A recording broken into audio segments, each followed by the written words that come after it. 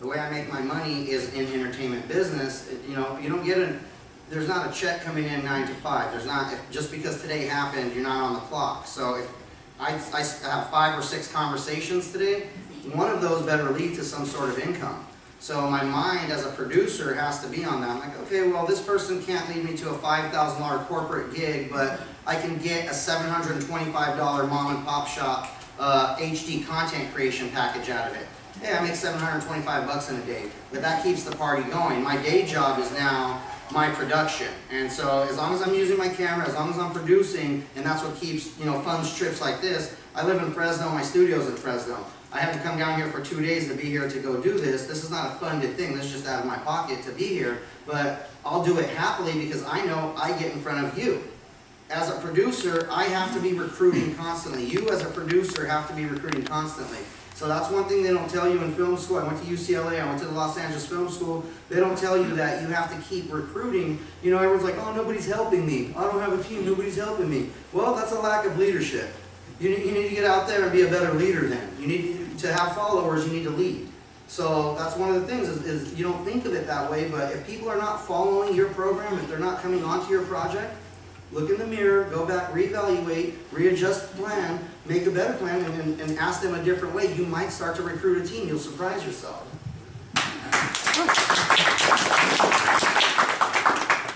George, you were talking about how you do just about everything. So with the military focusing on, with the military being a day job, and for those in the military transitioning to that 9 to 5, how does working in entertainment relate to more of a military schedule vice that 9 to 5 schedule? And you guys you don't have to keep passing around the mic one by one. You can just feel free to answer when it comes. Well, when you transition from the military, they have ACAP and all these other things that help get you a civilian job. A lot of times, military personnel, we're not ready to go get a civilian job the way they're set up with a boss and a manager and the structure of it. So in Hollywood, there is no structure. And in the military, there's a lot. You know, there's so much structure in Hollywood, it looks like there is none. Okay, don't take this the wrong way.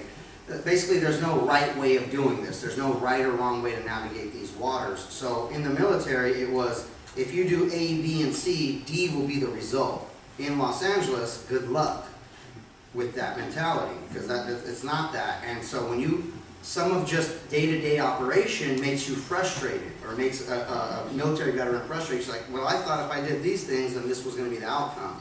And so this is called managing expectations. For the amount of work you're doing, for what you're putting in, what you expect to be the outcome.